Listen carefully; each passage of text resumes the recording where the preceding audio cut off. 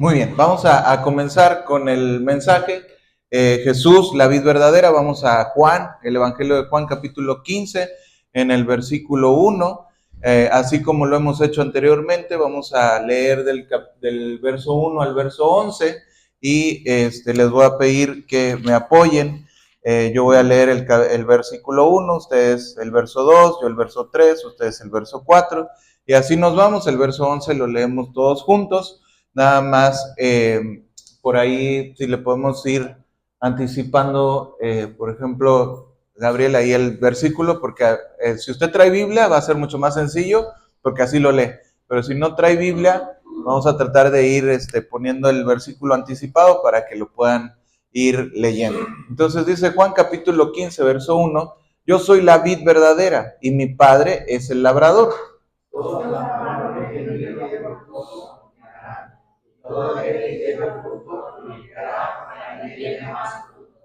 Ya vosotros estáis limpios por la palabra que os he hablado.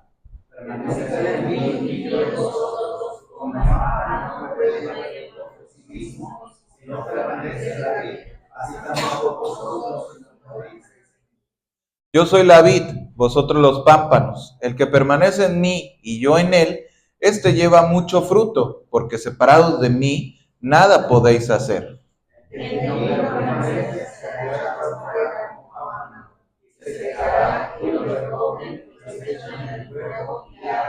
Si permanecéis en mí y mis palabras permanecen en vosotros, pedid todo lo que queréis y os será hecho.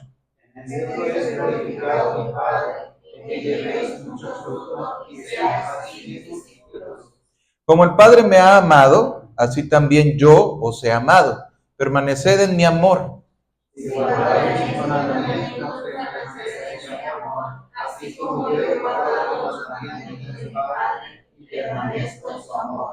Ahora todos juntos, estas cosas os he hablado para que mi gozo esté en vosotros y vuestro gozo sea cumplido.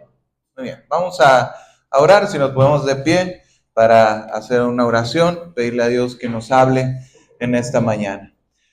Padre, te damos gracias, Señor, por la oportunidad que nos das de escuchar tu palabra, de leer la Biblia, Señor, de seguir analizando tus palabras día a día, minuto a minuto, cómo te comunicaste con los apóstoles. Aquí tenemos una plática íntima, Señor, que tú diste a tus discípulos. Queremos aprender de ti, queremos también estar pegados a la vid y realmente tener el mayor fruto en nuestra vida, Señor. Gracias.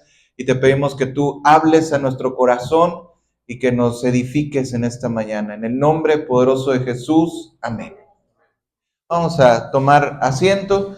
Dice entonces aquí, verso 1, si regresamos, yo soy la vid verdadera y mi padre es el labrador. ¿Sí? La vid verdadera era un símbolo familiar para los judíos. Dios repetidamente utilizó una vid como un símbolo de su pueblo en las escrituras hebreas. Podemos ver muy comúnmente en Israel había vides por todos lados. Entonces que Jesús hablara de una vid, pues Él les está diciendo un ejemplo que ellos entendían muy bien. Tal vez nosotros no lo entendemos tan cierto o tan directo como ellos lo entendieron, pero tú sabes, la vid pues se considera no un árbol, sino se considera una planta. Es curioso, ¿no? Que es una planta que de alguna forma es como un arbusto y tiene madera, ¿no? O sea, tiene algunas partes que son tan gruesas de su tallo que llegan a ser como tipo madera. Y estas vides se extienden y pueden estar sobre el suelo. Y estas vides, obviamente, pues producen lo que son las uvas, ¿verdad? Entonces, su fruto, pues es muy apreciado porque obviamente, pues de ahí sacan jugo de uva, las uvas, los racimos, el vino, etcétera, ¿verdad? Entonces, sacan diversos productos, pero es una planta que es muy delicada, ¿sí? Porque obviamente, si tú no cuidas una vid, pues solita no va a crecer. O sea, la vid tiene una particularidad que realmente pues la necesita mucho cuidado, necesita fertilizante, necesitas plantarla bien en un lugar adecuado, muchas veces ciertos cuidados adicionales a que crezca, no puede crecer a veces en el suelo, tienes que cuidarla de las aves, que no vengan y se coman el fruto, incluso hay personas que le ponen hasta una malla, protecciones contra ciertos climas, etcétera. O sea, es mucho, mucho cuidado. O sea, principalmente podemos ver que las vides no se dan en lugares donde no hay una persona que esté cuidando ese huerto, ¿verdad? O sea, tienes que tener un cuidado especial sobre la vid. Y aquí Jesús dice, yo soy la vid verdadera. Hay que poner atención donde dice yo soy, ¿verdad? Porque nuevamente volvemos a ver el hecho de que Jesús, él dice de sí mismo que él es Dios. ¿Por qué? Porque menciona el nombre de Dios, yo soy. Cuando vemos que incluso en el libro de Juan hay 7 veces que Jesús habla acerca del yo soy.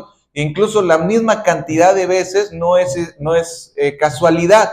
O sea, si Jesús dijo 7 veces es porque el número 7 es un símbolo de plenitud, es un número de Dios, simboliza muchas cosas y en realidad cuando Jesús, uno de los 7 yo soy de Jesús que utiliza en Juan es precisamente yo soy la vid verdadera, ¿sí? Entonces, él habla de la vid. Jesús precisamente había hablado recientemente en su ministerio sobre Israel, representándolo como una viña en la parábola de la viña. Jesús decía esto a sus discípulos probablemente porque mientras estaban en el aposento alto y se preparaban para irse. Usó la imagen de la vid porque había vides en todos lados. Entonces, realmente Jesús, él dice, yo soy la vid verdadera, ¿verdad? O sea, si queremos nosotros tener raíces, o sea, los judíos pensaban que la vid, veían a Israel como una vid, o sea, ellos entendían o ellos pensaban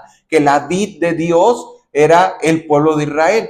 Pero Jesús aquí voltea nuestros ojos a la imagen y nos dice, no es Israel, tú no debes de estar plantado. Hay personas que hoy en día insisten mucho en el hecho de decir, los judíos tienen un linaje especial, son el pueblo de Dios, ellos nos enseñan, inclusive hoy en día hay una corriente de judeocristianos, de personas que se han vuelto, digamos, a las costumbres judías para poder decir que ellos entienden lo que es estar cerca de Dios y empiezan a guardar el Sabbat, empiezan a guardar las costumbres judías, empiezan a ver los simbolismos judíos, canciones judías.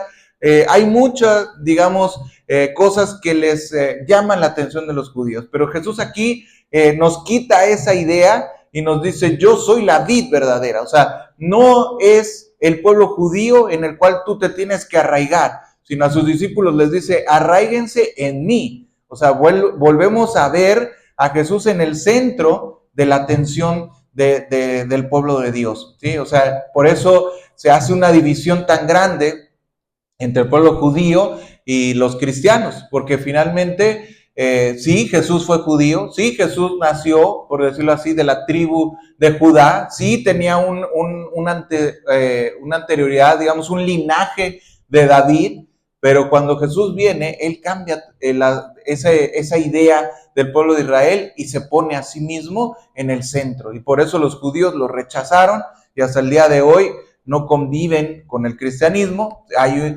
ciertamente planes de Dios para el pueblo de Israel, pero Jesús aquí nos dice, yo soy la vid verdadera. De las imágenes de Dios, entre la relación de Dios y su pueblo, la imagen de la vid y el pámpano hace hincapié en la dependencia total de la conexión constante. O sea, el pámpano, para entender claramente qué es el pámpano de la vid, el pámpano a veces pensamos que es el racimo, no es el racimo de la uva, sino el pámpano es la rama, o sea, digamos que es el brazo. Haz de cuenta que tú ves una vid y es pues está la raíz en el suelo y pues crece como un tronquito, que pues eso viene a ser, digamos, el tallo de la vid, y tiene brazos, ¿sí? O sea, tú vas a ver que hay extensiones de brazos donde salen hojas, y de esas hojas también salen, pues, fruto, que son las uvas. Pues esas hojas, o sea, esos brazos de la vid, por decirlo así,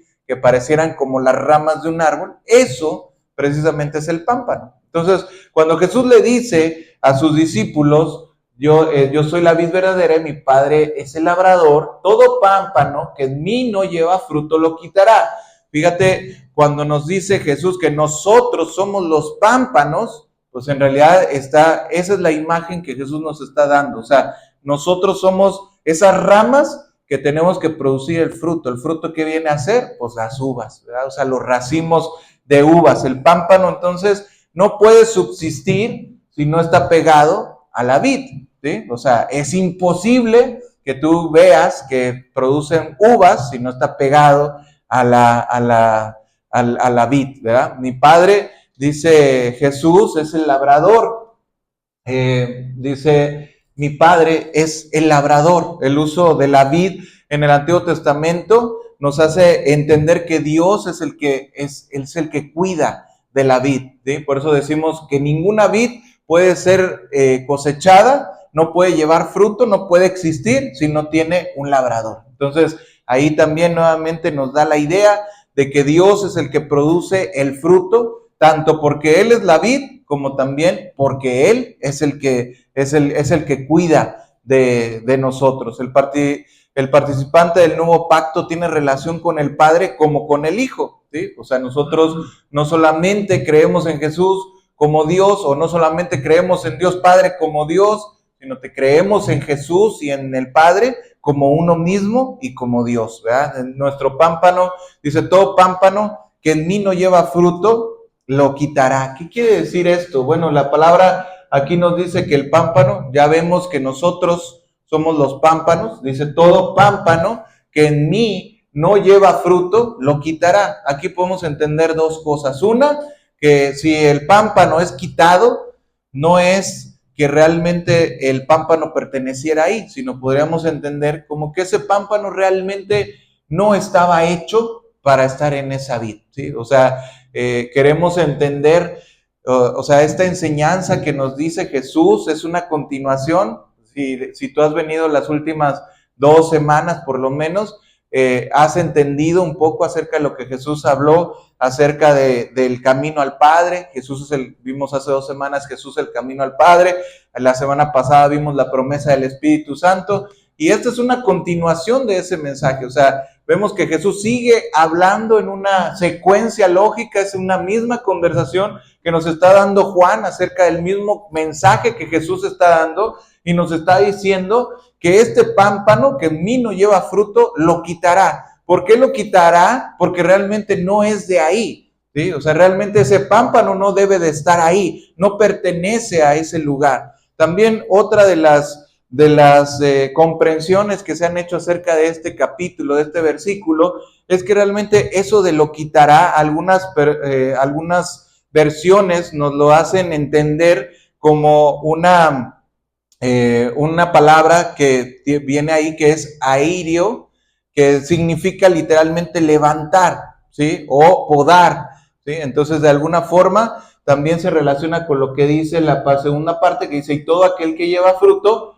lo limpiará, ¿sí? O sea, lo purificará para que lleve más fruto. Entonces, también cuando nosotros entendemos la parte del cuidado de la vid, a veces se tiene que levantar. O sea, como decimos, no es un fruto que se dé solo, no es una planta que produzca sola fruto. Entonces, no sé si has ido en algún momento o has visto, puedes buscar en internet algunas imágenes de lo que es una vid, y las vides se levantan, ¿sí? O sea, tienes que levantar, digamos, el fruto para que esa vid produzca el fruto. O sea, las uvas no se dan en el suelo, ¿verdad? O sea, los racimos de uva no pueden estar tirados. Entonces, para que pueda producir fruto, los levantan, los alzan las ramas para que puedan tener, incluso les ponen como palitos o los ponen como en unas, les construyen unas ciertas sostenes a las ramas para que no estén tiradas en el suelo, sino los levantan para que ese levantamiento haga que pueda producir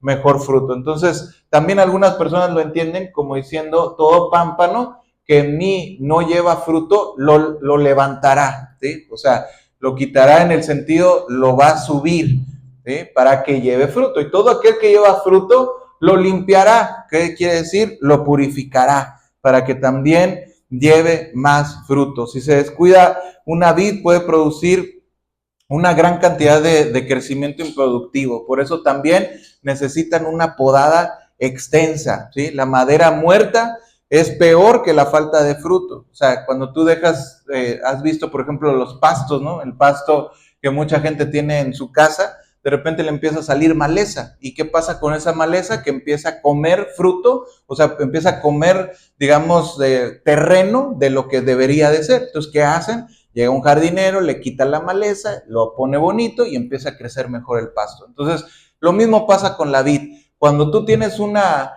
vid y empiezas a dejarla silvestre, empieza a comerse lo que realmente puede significar un buen fruto. Entonces, ¿qué necesita? Una limpia, lo limpiará, lo podará, lo purificará, para que entonces lleve más fruto. Entonces, precisamente cuando nosotros vemos o a veces sentimos en este mismo sentido, si tú llegas hay personas que dicen, pero ¿por qué me pasa esto? ¿Sí? O sea, ¿por qué sufro en la vida? ¿Tú crees que la vid no va a sufrir cuando le cortan una rama, cuando la podan, cuando le quitan ciertas cosas? A veces nosotros no entendemos por qué Dios me está quitando la oportunidad de tener este trabajo. Pues a lo mejor no es el trabajo que tú necesitas. ¿Por qué no tengo dinero? Bueno, a lo mejor no es el dinero lo que necesitas. ¿Por qué no tengo esta oportunidad de hacer esto en la vida? Porque no es la necesidad que tú tienes de hacer eso en la vida, ¿sí? O sea, Dios cuando poda, Dios cuando limpia, Dios cuando purifica, también duele, ¿sí? Pero precisamente está diciendo Jesús, todo aquel que lleva fruto, lo limpiará, lo va a podar, y el que no lleva fruto, lo va a levantar.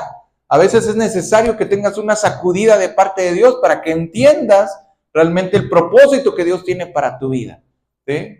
A veces no entendemos realmente dónde está la voluntad de Dios, pero cuando realmente nos dejamos ser ese pámpano que se purifica, Dios va a hacer cosas increíbles para ti. La palabra de Dios también es un agente limpiador, dice Jesús. Vamos al siguiente versículo. Ya vosotros estáis limpios por la palabra que os he hablado. La palabra de Dios dice que es un agente limpiador, condena el pecado, inspira santidad, promueve crecimiento, revela poder para la victoria. Jesús continúa lavando a su pueblo a través de su palabra.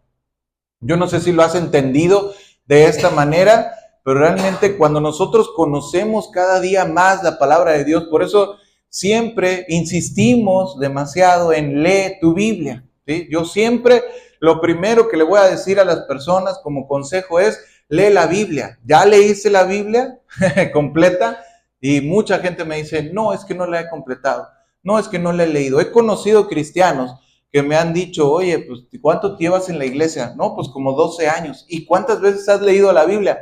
Pues ninguna. Yo digo, esa persona probablemente no es una persona cristiana. ¿Cómo es posible que seas un cristiano? ¿Cómo es posible que digas, yo amo a Cristo, amo su palabra? Te deja palabras escritas y nunca las lees. Si un enamorado tuyo te mandara una carta y después regresa y te dice, ¿leíste lo que te dejé en la mesita? No, no lo leí. Es que no he tenido tiempo. Es que me quedé dormido. Es que tuve mucho trabajo. Es que no sé qué, cualquier excusa que tú quieras poner. Si tú le dices eso a tu enamorado o tú le haces eso a tu enamorada, ¿creerías que te ama? No, ¿verdad? No sé, no demostraríamos. Yo creo que en ese momento nos meteríamos en un problema con la persona amada, ¿verdad? Entonces no te interesa que te deje una carta. Entonces no te interesa mis detalles, ¿verdad? Entonces realmente cuando nosotros vemos que Dios nos dejó una palabra directa a nuestro corazón, tenemos realmente que revisar esa palabra. La palabra de Dios, la Biblia, está escrita para ti de principio a fin. Es una carta de amor que Dios te dejó para ti. Entonces, ¿qué tenemos que hacer con la Biblia? Leerla, ¿verdad? Exactamente. No solamente leerla. Claro. O sea, si nos vamos realmente a la verdad, no tendríamos solamente que leerla. Pero ya digo yo, ya mínimamente, ahora sí que ya lo mínimo, leerla, ¿verdad? Y ya después de leerla, escudriñarla. Si tú no has escudriñado la Biblia, te invito de verdad. O hay personas que dicen, no, yo sí la escudriño. Ay, sí, ¿y cómo la escudriñas? No, pues yo agarro un texto y lo empiezo a leer y lo empiezo a buscar y lo empiezo, sí. O sea, manoseas una parte de la Biblia, pero la otra no te gusta. O sea, necesitas leerla completa, ¿no? O sea, primero empieza a leerla, primero empieza a abrirla, primero empiezas a hacerte un hábito de lectura diario. Es que yo casi no soy mucho de leer. Híjole, ¿cómo te explico? ¿Verdad? O sea, es como que tú digas, es que sí quiero comer, pero yo no soy mucho de ir a donde dan de comer. O sí soy de comer, pero yo no soy mucho de cocinar. Pues tienes que aprender, ¿verdad? O sea, tienes que echarle ganas. Si no le echas ganas, las mejores cosas de la vida se consiguen a esforzándose. Entonces, hay que esforzarse, hay que poner un propósito para realmente conseguir las mejores cosas. Si tú quieres estar con Dios, Dios quiere estar contigo, pero también tienes que poner de tu intención para que realmente esto funcione, ¿sí? El medio por el cual se realiza la poda o la limpieza es la palabra de Dios, ¿sí? Tenemos que realmente crecer en la palabra. Dice el verso 4: permaneced en mí y yo en vosotros. Como el pámpano no puede llevar fruto por sí mismo si no permanece en la vid, así tampoco vosotros, si no permanecéis en mí. ¿Sí? Jesús hizo hincapié en la relación mutua. No es que el discípulo permanezca en el maestro, sino también el maestro permanece en el discípulo. ¿Sí? Algo así se menciona en Cantar de los Cantares: yo soy de mi amado y mi amado es mío. Jesús utilizó esta imagen para asegurar a sus discípulos la conexión continua a pesar de que los iba a dejar. Acuérdate que Jesús acababa de decirles a ellos en Juan 14, ya me voy.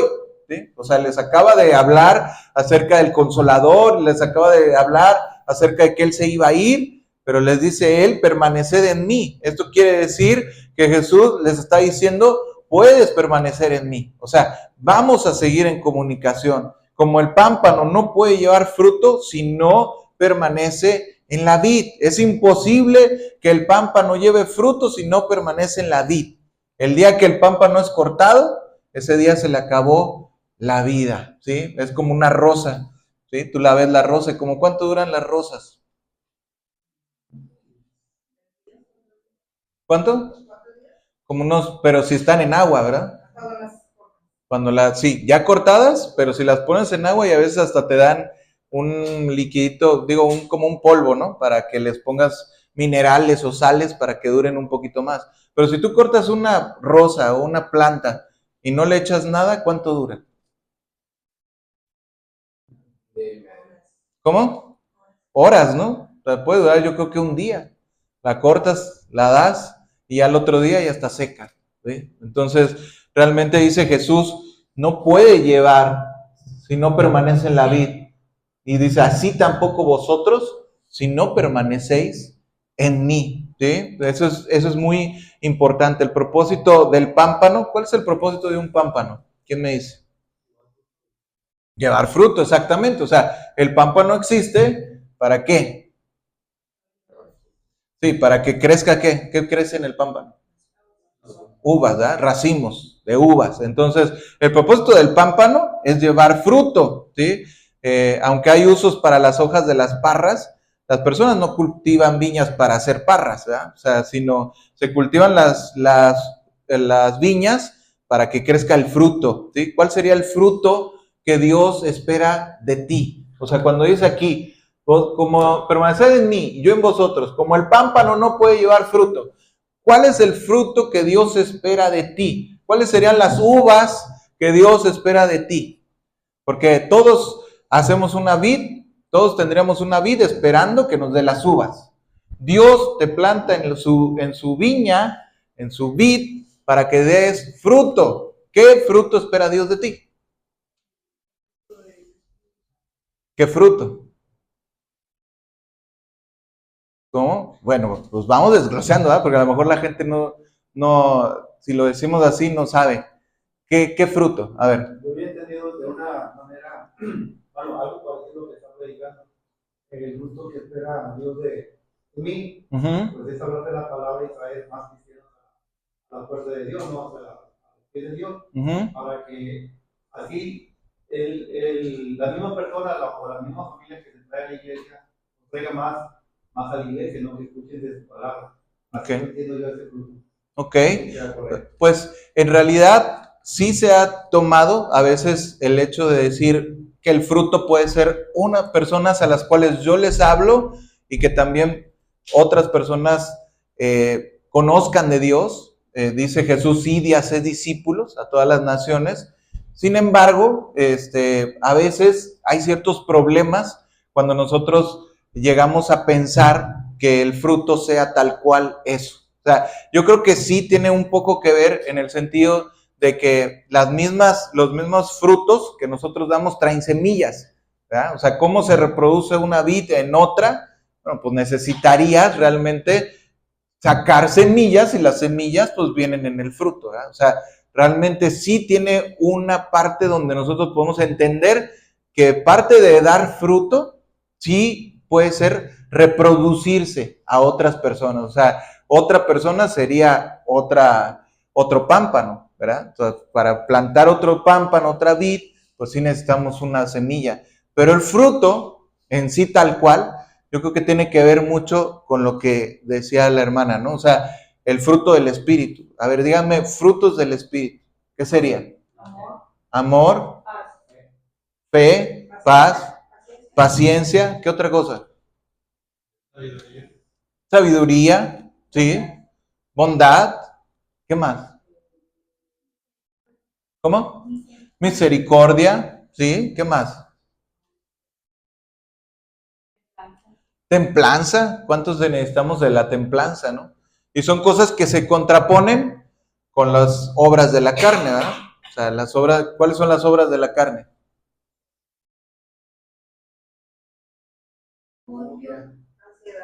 Ansiedad, ¿qué otra? Odio, dijeron. Orgullo, soberbia, ¿qué otra?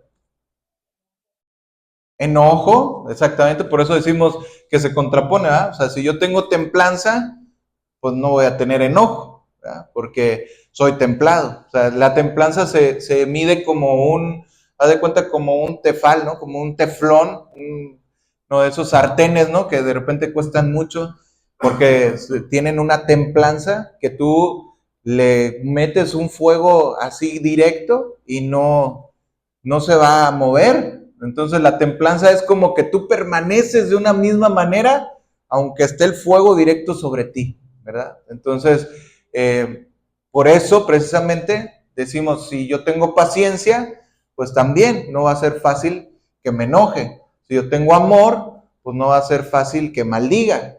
Si yo tengo fe, no va a ser fácil que tenga ansiedad. O sea, ¿sí me entiendes? Tenemos los frutos, digamos, del Espíritu, hacen que yo, de alguna forma, elimine las obras de la carne. Se contraponen unos con otros, ¿verdad? Entonces, por eso, cuando nos dice, y obviamente cuando yo tengo los frutos del Espíritu, produzco fruto para Dios en mi vida, pues claro, voy a producir también que otras personas, como por medio de mis palabras, también vengan a la iglesia y también quieran conocer de Cristo, ¿verdad? O sea, es como una consecuencia. Aunque el fruto en sí mismo directamente, tendríamos que pensar en precisamente la vida de Cristo en mí a través de esos frutos, ¿verdad? El concepto de permanecer no está restringido a nuestro permanecer en Jesús, también incluye que la permanencia de Él esté en nosotros, ¿verdad? Porque dice aquí Jesús, permaneced en mí, ¿y qué? Y yo en vosotros, o sea, son ambas partes, ¿verdad? Entonces, de manera que esté espiritual, pero activa y real, ¿sí? Entonces, separados de mí nada podéis hacer, dice la palabra de Dios. No que los discípulos pudieran realizar una actividad sin Jesús, dice aquí, separados de mí, ¿cuál estábamos? El verso siguiente, ¿no? Aquí dice, porque separados de mí, nada podéis hacer. No que no pudieran ellos hacer. Podemos hacer muchas cosas sin Dios, ¿verdad? Pero finalmente, o sea, Jesús está diciendo, separados de mí, nada podéis hacer que sea productivo, que sea bueno, ¿verdad? O sea, si a veces encontramos muchos cristianos el día de hoy haciendo cosas fuera de Dios o lejos de Dios o separados de Dios. y realmente esas cosas no producen fruto, realmente esas cosas no nos hacen bien. Pero Jesús dice por eso, porque separados de mí, nada podéis hacer. O sea, ¿qué podemos hacer fuera de Dios? Puedo hacer muchas cosas, o puedo intentar o creer que hago muchas cosas, pero realmente no puedo hacer nada lejos de Dios, ¿sí? Entonces, porque dice, separados de mí, nada podéis hacer. La savia ya no fluye, el fruto en ese pámpano ya no es posible, ya no es bueno lo que está haciendo. O sea, acuérdate que aquí dice que el pámpano que realmente lleva frutos es el que está pegado a la vid. Sin mí nada pueden hacer. Si realmente Pablo, por ejemplo, no utiliza el lenguaje de Juan, pero expresa la misma verdad cuando dice, ya no vivo yo, sino vive Cristo en mí. Y también cuando él dice en Filipenses 4:13, que es muy conocido ese versículo, todo lo puedo en Cristo que me fortalece. ¿Por qué puedo todo? Porque está conmigo. ¿Por qué hago todo lo que hago? Por la gracia de Dios soy lo que soy, dice Pablo. ¿Por qué? Porque Jesús está en mí, porque tengo su gracia, porque tengo su amor. ¿Sí? ¿Cuál es el precio de no permanecer? Verso 6. El que en mí no permanece será echado fuera como pámpano y se secará, y los recogen y los echan en el fuego y arden. ¿Sí? Fíjate lo que dice aquí, es muy importante, porque dice, el que en mí no permanece. ¿Sí? No dice, porque algunas personas, por eso también a veces tenemos el conflicto de decir, oye, si el fruto es que las personas escuchen y vengan a la iglesia o otros se conviertan, ¿qué pasa cuando las personas a las que yo les he predicado se van? ¿O qué pasa cuando las personas que yo les predico no quieren venir? ¿Es mi culpa? Pues ves, por ejemplo, ves a Noé. Dice que Noé era pregonero de justicia. ¿Ustedes creen que Noé se salvó? Sí, ¿no? O sea, digo, yo pensaría que Noé está en el cielo. Yo pensaría que Noé, cuando llegue yo a la eternidad, pues voy a ver a Noé. ¿Sí? Pero Noé, ¿cuántas personas se convirtieron por la predicación de Noé? ¿Cómo? Pues nada más su familia, ¿verdad? O sea, muy, muy poquitos. O sea, casi todo el mundo conocido fue destruido. ¿Sí? Y Noé predicaba, porque dice la palabra que era pregonero de justicia. ¿Sí? Entonces, realmente a veces eso del fruto entendido como otras personas convertidas puede ser un poco, o sea, nos puede causar una ansiedad inclusive. O sea, realmente pienso que sí son cosas más bien que Jesús produce. La vida de Jesús en mi ser, y yo puedo dar testimonio y Dios hará el resto. Pero fíjate que aquí la palabra dice, el que en mí no permanece, ¿sí? No dice, el que en mí no lleva fruto, ¿sí? O sea, eso es algo muy importante que debemos entender. Dios no te va a juzgar, o no debes de estarte preocupando tanto por el fruto como por permanecer en él. ¿Sí me explico? O sea, ¿por qué? Porque si tú permaneces en Dios y Dios permanece en ti, ¿qué va a pasar con el fruto? ¿Mande? Va a llegar, se va a dar. Es imposible, ¿no? Es imposible que si tienes un labrador que está limpiando tu pámpano, que está cuidando la tierra, que te está regando, que te está dando todo, y tienes una raíz que está fortalecida y te está dando alimento, te está llegando la savia hasta tu rama, es imposible que no venga el fruto. Entonces, por eso dice Jesús, el que en mí no permanece será echado fuera. ¿Sí? O sea, aquí lo importante no es el fruto, aunque sí hemos insistido muchas veces que la gente piensa que no se puede vivir en santidad. Mucha gente dice, es que no hay justo ni a un uno, es que no se puede vivir bien, es que lo que pide Dios es imposible de hacer, es que los buenos solamente Dios, santos solamente algunos, cuando Dios nos llama a santidad a todos. Cuando Dios quiere que tú seas bueno, cuando Dios vino a salvarte para que tengáis vida y la tengas en abundancia. Entonces, ¿dónde está el truco? ¿Dónde está la mentira? ¿Quién es mentiroso? ¿Dios o los hombres? ¿Quién es mentiroso? Los hombres, nosotros. Todos nosotros hemos fallado, pero Dios no ha fallado. Y si Dios dice que el que permanece en Él y permanece en su amor lleva fruto, ¿es cierto o es mentira? Cierto. Y decimos, ¿cuál es el fruto? Precisamente la santidad. precisamente el amor, precisamente la vida de Cristo en mí. ¿Sí? Entonces, cuando dice él, el que en mí no permanece será echado fuera como pámpano, se secará, lo recogen y los echan en el fuego y arden. Hay diferentes formas en las que podemos entender este pasaje, cómo habrá impactado en los discípulos este pasaje, pero en realidad podemos entenderlo de varias maneras. El primer punto de vista podemos entender que los que son echados fuera son los que alguna vez fueron creyentes verdaderos, terminaron en el infierno por falta de permanencia y fruto, y alguna vez fueron discípulos, pero ahora son echados fuera. ¿Sí? Podríamos pensar en este momento, ¿a cuántos discípulos le dijo Jesús esto? ¿Cómo? A los 12, a los 11. ¿A los 12 o a los 11? A los 11. ¿Eh? Judas ya no estaba, Judas ya se había ido. Judas se fue, Judas desertó en ese momento, ya no estaba, ¿verdad? Entonces, en este punto también podemos pensar que el segundo punto de vista es que los pámpanos son echados fuera y son personas que aparentaban ser discípulos y que en realidad nunca permanecieron en Jesús. Y fíjate que la permanencia no tiene que ver en qué tan cerca estoy, inclusive del linaje. O sea, no tiene que ver con que yo nací en esta iglesia, o yo tenía a mi papá y mi mamá, yo soy cristiano de cuarta generación. ¿Sí? O sea, mis abuelos, mis bisabuelos, mis papás, y ahora yo, ya soy cristiano de cuarta generación. O sea, no tiene que ver con esas cosas, porque fíjate que el desertor era Judas, y Judas era el único que tenía un cargo en la iglesia. O sea, él era el del dinero, él era el administrador, era el diácono, por decirlo así, de la iglesia de Jesús. Y no solamente eso, sino que algunos han inferido de que Judas era un primo, de alguna forma, o sea, ligado en sangre hasta con Jesús. ¿Me entiendes? Entonces, todas esas cosas no le ayudaron a Judas. Todas esas cosas no eran parte de lo que tú dijeras, esto me ayuda porque yo estoy más cerca de Dios por esto. Yo estoy más cerca de Dios porque yo soy judío. Yo estoy más cerca de Dios porque mi papá era pastor. Yo soy más cerca de Dios porque Dios me ama y yo estoy en una iglesia verdadera. No te va a ayudar esas cosas. Dice Jesús, permanece en mí.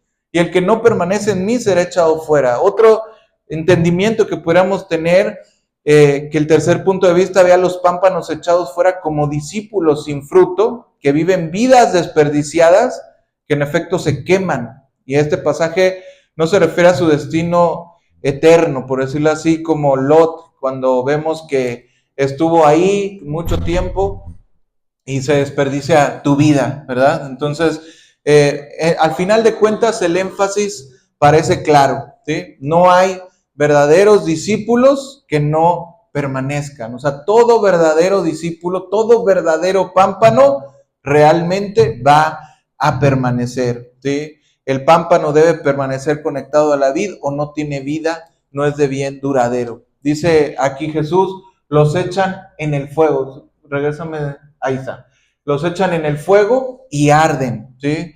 O sea, aquí necesariamente tendremos que pensar en el infierno, ¿sí? Si permanecéis en mí, dice el siguiente versículo, si permanecéis en mí y mis palabras permanecen en vosotros, dice, pedid todo lo que queréis, ¿sí? O sea, la palabra de Dios aquí Jesús está ligando el capítulo anterior, o sea, el capítulo 14, pero te acuerdas que Jesús habla de que pues, todo lo que pidan al Padre en mi nombre, se los dará, ¿verdad? O sea, lo repite dos veces. Y aquí nuevamente vuelve Jesús a decir, pedid todo lo que queréis y os será hecho, ¿sí? Jesús nos habla, nos conecta en permanecer con la idea de oración contestada, ¿sí? Dice Jesús, pedid todo lo que queréis y os será hecho. La oración es muy importante en la comunicación que tenemos con Jesús, ¿verdad? O sea, la oración es muy importante cuando tenemos comunicación con Jesús. Si nosotros tenemos comunicación con Dios, tenemos que orar, ¿verdad? O sea, es como, por decir, un pez en el agua, pues, ¿qué tiene que hacer? Nadar, ¿verdad? O sea, un pez nada. Entonces, cuando tú eres un hijo de Dios y si permaneces en Dios, ¿qué debes de hacer? Orar, ¿sí? O sea, y cuando oramos, ¿qué esperamos? ¿Mande? Que Dios nos escuche. ¿Y qué más? ¿Mande? Esperamos una respuesta, ¿verdad? O sea, cuando para nosotros orar, pues realmente tenemos que orar porque pedimos algo, ¿verdad? Y si pedimos algo, o sea, dice la palabra que hay diferentes tipos de oración. ¿Qué tipos de oración existen? Que Dios tome nuestras oraciones como un signo de plegaria en pasado, presente, futuro y actualidad. ¿Ok? Una plegaria que puede ser de algo pasado, podemos hablar de algo que nos está sucediendo en el momento o podemos pedir algo que queremos que suceda en el futuro. ¿Qué más? ¿Qué otro tipo de oración? ¿Mande? Intercesión, para que los que no han escuchado esa palabra, ¿qué sería? Tú ores por una persona que tiene una situación difícil en tu corazón, es que Dios mire a esa persona ame o no tener Por su salvación del alma, ¿sí? O sea, pedir, interceder, es como ponerte en medio, ¿verdad? De las dos personas y decir, Señor, esta persona necesita esto, no te lo puede pedir o no te lo ha pedido, pero es una necesidad que tiene, aunque esta persona no lo sabe, pero pues yo te pido que lo ayudes, ¿no? O sea, porque el único que lo puede ayudar eres tú. O sea, yo oro por una persona que esa persona no puede orar, ya sea porque no quiere o porque no le ha brillado la luz, etcétera, ¿verdad? Pero yo le pido a Dios en favor de la persona, o inclusive hasta personas que sí puedan querer o puedan saber, pero yo puedo pedir por un hermano, ¿verdad? Por una persona que yo amo, que me pide a veces la iglesia misma, o hermanos, oren por mí, por mi salud, o por mi trabajo, por mi situación en mi casa, por mi situación espiritual. Podemos nosotros pedir también por otras personas. Y como decimos, pedimos porque queremos, ¿qué? ¿Qué queremos? Ser escuchados, queremos una respuesta. Entonces, cuando nosotros oramos, deberíamos nosotros como dejar las cosas, o sea, ¿cuántas veces podemos orar? Pero a veces podemos decir, simplemente hacer una oración por hacer esa oración. O sea, podemos decir, pues, hay personas que yo he escuchado que oran y dicen, Señor, te pido por la paz mundial. Bueno, la paz mundial. Bueno, ok. ¿Y qué más vas a pedir? Bueno, pues que todos los perritos del mundo tengan un hogar. Ok. ¿Y qué más vas a pedir? Pues que los niños del mundo tengan dulces en Navidad. Ok. ¿Y qué más? No, nada más. ¿Y tú crees que esa persona va a saber si sucedió? Si pedimos esas cosas, ¿sabemos que sucedieron? Pues no, porque realmente no le estamos pidiendo algo específico a Dios. O a lo mejor queremos eso, pero en realidad no nos ocupamos, ¿verdad? De que realmente, o sea, no es algo que yo pueda verificar. ¿Sí? No voy a ir a recorrer todo el mundo a ver si todos los perritos tuvieron su casa. ¿Sí? Entonces, realmente cuando nosotros le pedimos algo a Dios, creo que debemos de tener responsabilidad de lo que nosotros le pedimos a Dios. ¿Sí? O sea, Dios le ha respondido una oración? ¿Sí? ¿Sí ha respondido Dios una oración? A ver, levante la mano, ¿quién le ha respondido Dios una oración? ¿Quién no le ha respondido Dios una oración? También, ¿verdad? También se vale. También se vale que... ¿Mande? A lo mejor pedimos a veces lo que no podemos. Puede ser que pida, o sea, puede ser que algo no, o puede ser que inclusive Dios diga, pues ahorita no, ¿sí? Pero lo correcto sería que si yo le pido algo a Dios, insista en esa petición hasta recibir una respuesta, inclusive negativa, porque podemos ver que, por ejemplo, Pablo le pide a Dios por su sanidad en 3 ocasiones y Dios le responde. ¿Pero qué le respondió? Básate mi gracia. Bástate mi gracia, mi poder se perfecciona en tu debilidad. ¿Sí? O sea, Un sentir verdadero en nuestro corazón que, pues la verdad, aunque solamente pues no lo hemos hablado, no lo hemos expresado o escrito, pues totalmente en el fondo se nos puede sentir, aunque solamente lo pueda escuchar por más de así es. Entonces, realmente, cuando nosotros escuchamos, o sea, cuando nosotros le pedimos a Dios algo, inclusive Dios dice que Él sabe, antes de que nosotros hablemos, Él sabe lo que le vamos a pedir. Pero cuando nosotros ya nos animamos, o sea, Dios quiere que tú te animes a hablar, a abrir tu boca o en comunicarte lo que tú quieres. ¿Verdad? O sea, Dios quiere que tú hables, Dios quiere oír tu voz. Cuando ya te animaste a hablarle a Dios y a decirle lo que tú quieres, Dios no se va a olvidar de lo que tú le pediste. Pero sí es importante que tú busques una respuesta, porque Dios siempre responde. Dios responde a la oración. ¿Sí? Entonces, ya sea que sí o ya sea que no, yo te recomiendo que siempre lleves hasta las últimas consecuencias tu petición. ¿Sí? A lo mejor llega un momento en el que dices, no, pues sí, la verdad, el que se equivocó fui yo. O sea, no debí de haber pedido eso. O a lo mejor Dios realmente ya me hizo entender que no me lo va a dar, como a Pablo. Pues si Pablo estuviera aquí hoy, diría, pues hermanos, yo le pedí a Dios que me sanara, pero Dios me dijo, no te voy a sanar, pero sí te voy a dar poder, para que eso que tú traes cargando en el cuerpo, no solamente no te impida, sino Dios se va a glorificar en ti con ese malestar que tú tienes. ¿Sí me entiendes? O sea, hay gente que no acepta que no puede ser sanada. Hay cosas que no van a ser sanadas y son de Dios y son para tu bien. ¿Sí? Si todos pudiéramos ser sanados, pues ya nadie usaría lentes. ¿Me entiendes? O sea, digo, pues no, te puedes operar y de todas maneras luego te operas y sigues usando lentes. Ya no nos daría ni un catarro ni nada. O sea, somos seres humanos, nos vamos a enfermar.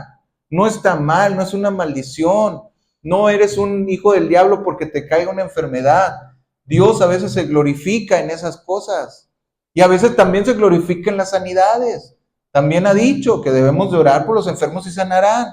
Pero no nada más nos vamos a meter en eso para que no puedo estar enfermo porque es del diablo, no puedo estar enfermo porque esto es signo de que el diablo está en mi vida. No, también puedes estar enfermo, ¿sí? Y dice Jesús, todo lo que queréis y os será hecho, ¿sí? Siempre tenemos que entender que la oración es parte de la vida del cristiano, ¿sí? Siempre Dios nos va a llevar, inclusive, a pedir las cosas que Él quiere darnos. Dice siguiente, en esto es glorificado mi Padre, en que llevéis mucho fruto y seáis así mis discípulos, ¿verdad? O sea, en esto es glorificado mi Padre, ¿sí? O sea, no solamente Dios va a producir el fruto por ti, sino también lo va a producir por Él, ¿sí? Porque una vida de un cristiano que es verdadero, una vida de un cristiano que tiene gozo, una vida de un cristiano que tiene paz, la vida de un cristiano que tiene fe, que tiene amor, que es digno de Cristo, glorifica al Padre. ¿Cuántos queremos ver o cuántos de esos cristianos queremos ver? Muchos. ¿Sí? Cambiarían el mundo, cambiarían la sociedad completa. Qué bueno es que existan ese tipo de personas. ¿Sí? Por eso dice Jesús, en esto es glorificado mi Padre, en que llevéis mucho fruto y seáis así mis discípulos. ¿Sí? O sea, Dios no solamente lo hace porque tú quieres, lo hace porque también Él quiere. Él quiere que sea glorificado, es honrado. ¿Sí? Vamos al verso 9. Como el Padre me ha amado, así también yo os he amado. Permaneced en mi amor. ¿Sí? Dice aquí, Jesús no dice como la mamá ama a sus hijos, no dice como la paloma cuida a sus polluelos, no dice, o sea, cosas que a lo mejor tú podrías decir, oh sí, qué gran amor. No, Jesús se va a lo máximo, dice, como el Padre me ha amado. ¿Cómo amó el Padre al Hijo? ¿Cómo amó?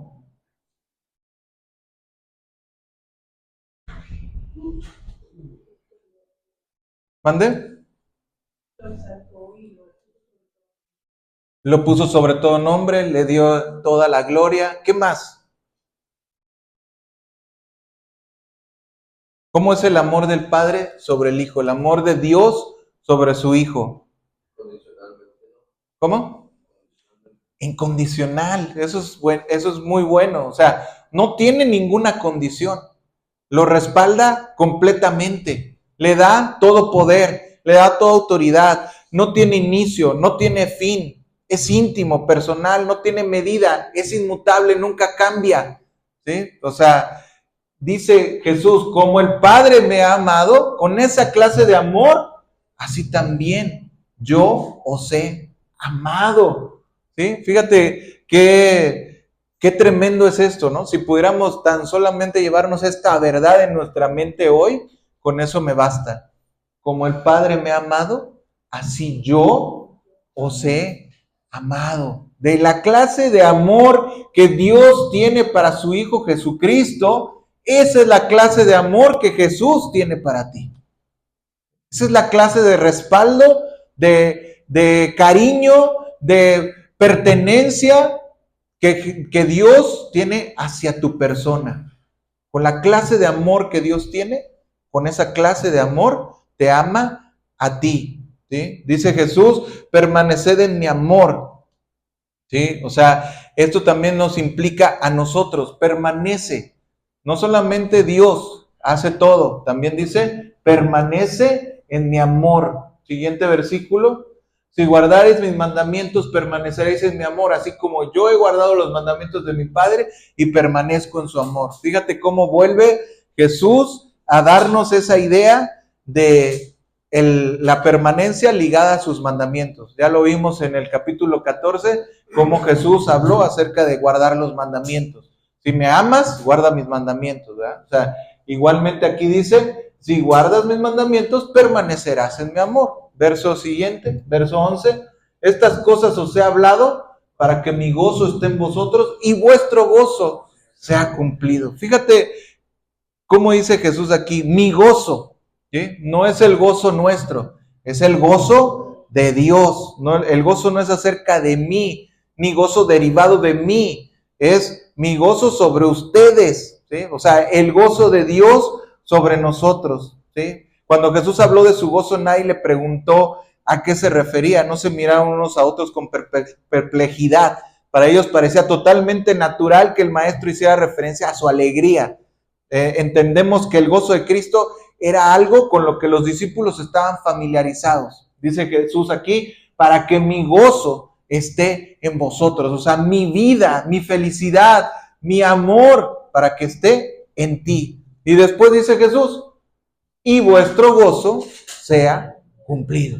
¿Sí? O sea, ahí sí se une, se hace completa la unidad. Vuestro gozo sea cumplido. ¿Sí? Tomado esta palabra completamente, o sea, cumplido significa completamente, y es una palabra que significa llena, o sea, lleno. La metáfora tomada de un barco, el cual se vierte agua o cualquier cosa que está lleno hasta el borde. Es como hablar de un vaso que, como dice el Salmo, que dice, mi copa está rebosando. Cuando dice el Salmo, mi copa está rebosando, quiere decir, cuando llenas una copa, la sirves hasta que se cae el agua. O sea, así también es esta misma palabra. Vuestro gozo sea cumplido significa para que te llenes de un gozo que rebose. ¿Sí? Por eso también dice Jesús, el Espíritu Santo será una fuente que en ellos brotará para vida eterna. ¿Sí? O sea, Dios pone su gozo, su presencia en nosotros de una manera en la cual nosotros ya no necesitamos nada, estamos completos. Amén. Muy bien, pues vamos a dejar hasta aquí la enseñanza. La próxima semana seguiremos con el capítulo 15, seguiremos analizando la enseñanza de Jesús. El día de hoy terminamos con esta parte de la vid. Jesús es la vid verdadera. Vamos a ponernos de pie para terminar nuestra reunión.